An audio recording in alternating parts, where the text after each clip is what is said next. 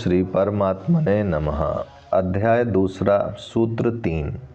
आश्चर्य है कि शरीर सहित विश्व को त्याग कर किसी कुशलता से ही, उपदेश से ही अब मैं परमात्मा को देखता हूँ। राजा जनक को आत्मज्ञान हो गया, आत्मा का स्वरूप स्पष्ट दिखाई दिया। वह यह भी ज्ञात हो गया कि आत्मा और परमात्मा भिन्न नहीं है। इसलिए वे कहते हैं कि मैं गुरु की कुशलता से ही परमात्मा को देखता हूँ एवं इस ज्ञान के कारण मुझे शरीर सहित विश्व का भी त्याग हो गया है। आसक्तिवश मैं शरीर को अपनी समझता था तथा संसार को मैं जिस दृष्टि से देखता था वह सब छूट गया। जनक ने त्याग किया नहीं, घट गया। त्याग किया नहीं जाता है। जहाँ करने की बात है वहाँ अहंकार है, कर्तापन मौजूद है।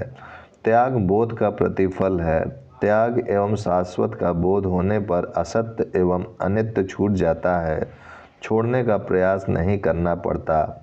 कुछ धर्म कहते हैं यहाँ त्याग करो वहाँ स्वर्ग में मिलेगा।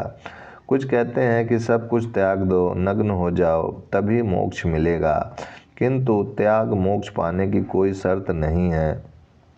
ये सौदेबाज मोक्ष को भी सौदे की तराजू पर तोलते हैं।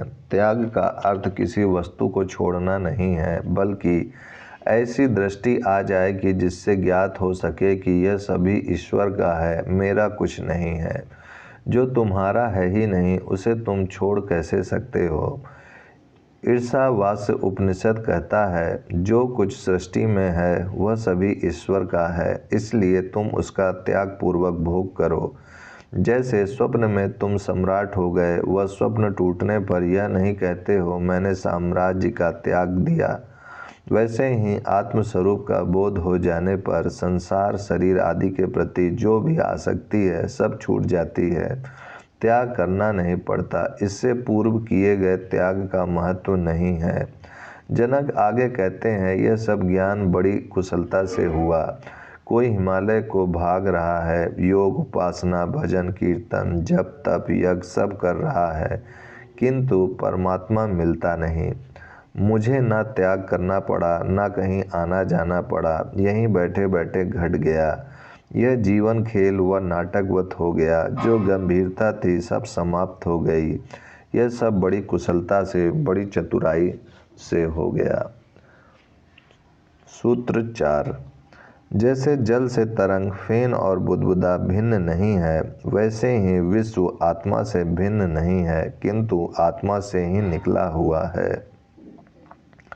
राजा जनक को स्वयं की आत्मा का तो बोध हो गया, किंतु साथ ही यह भी बोध हो गया कि ये समस्त आत्माएं भी भिन्न भिन्न नहीं हैं एवं यह समस्त विश्व भी आत्मा से भिन्न नहीं है, बल्कि आत्मा ही से निकला हुआ है। उसी का फैलाव मात्र है, उसी की अभिव्यक्ति है, उसी का रूप है। वे इसे उदाहरण देकर समझाते हैं कि जिस प्रकार जल से तरंग, फेन और बुदबुदा भिन्न नहीं है, उसी प्रकार आत्मा से विश्व भिन्न नहीं है।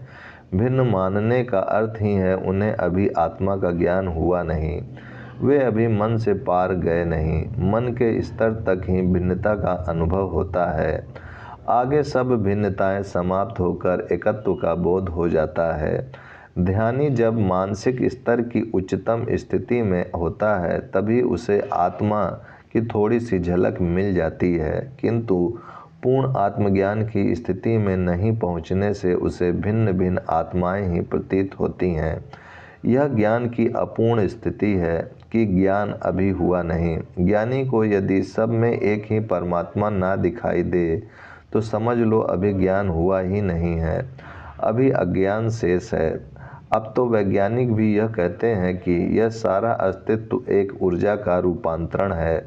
ऐसी स्थिति में आत्माओं को भिन्न भिन्न मानना एवं यह कहना कि आत्माएं अनंत हैं, आत्मा और सृष्टि भिन्न है, आदि तथ्य अज्ञान जनित ही हैं। ओम शांति शांति शांति।